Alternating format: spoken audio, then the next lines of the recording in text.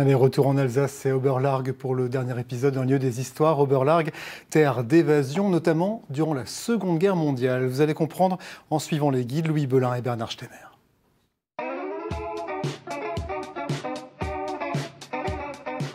Dernier jour de notre semaine à Oberlarg. Aujourd'hui, on vous raconte l'histoire encore méconnue de la ferme des Ébourbettes. Au milieu de la Seconde Guerre mondiale, elle a aidé clandestinement des évadés, des réfractaires, des résistants à passer côté suisse à quelques mètres d'ici, puis à gagner la France libre. C'est finalement là que tout est arrivé. C'est une histoire de courage que les protagonistes ne sont plus là pour raconter.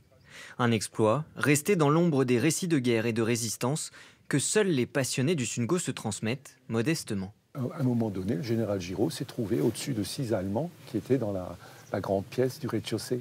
D'accord. Et là, il a eu peur. D'après ce que j'ai lu, il était armé aussi. Il avait donné une arme. Il avait une arme. Ouais.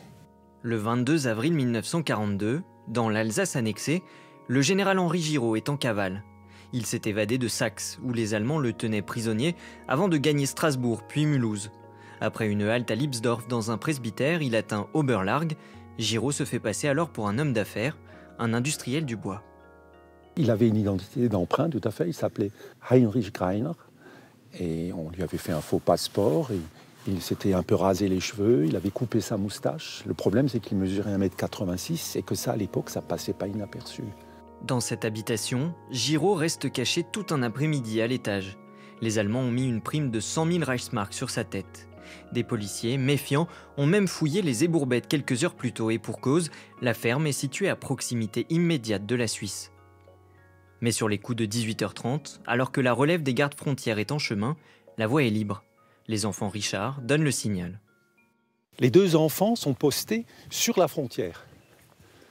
Raymond et sa sœur Marie-Thérèse vont signaler que tout est bon et qu'on peut passer.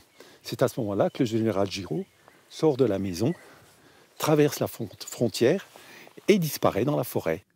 Aujourd'hui, un monument rend hommage aux Ébourbettes, une des nombreuses filières d'évasion qui traversaient le Sungo. On arrive à la stèle, la famille Richard et Latcha. Pour avoir aidé le général Giraud et probablement d'autres fugitifs, Camille Latcha a été arrêté par la Gestapo en 1944 et interné à Mulhouse jusqu'à la libération. Au total, plus d'une centaine de complices auraient été retrouvés par les Allemands jusqu'à la fin de la guerre et exécutés. Après 1945, afin d'entretenir cette mémoire résistante, le club vosgien de Ferrette a décidé de faire passer un sentier de randonnée par les Ébourbettes. Certains dimanches, il y a plus de 150 personnes qui transitent devant leur ferme et qui vont même un peu trop près de leur ferme, ce qui crée des petites tensions quand même. Donc c'est à éviter.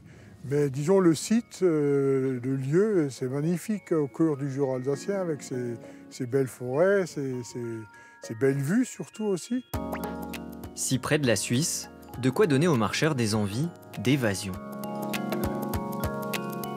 Un lieu des histoires, c'est fini pour cette semaine. On quitte Oberlarg au bord de ce chemin de randonnée, mais on se retrouve très vite pour un nouveau numéro ailleurs en Alsace.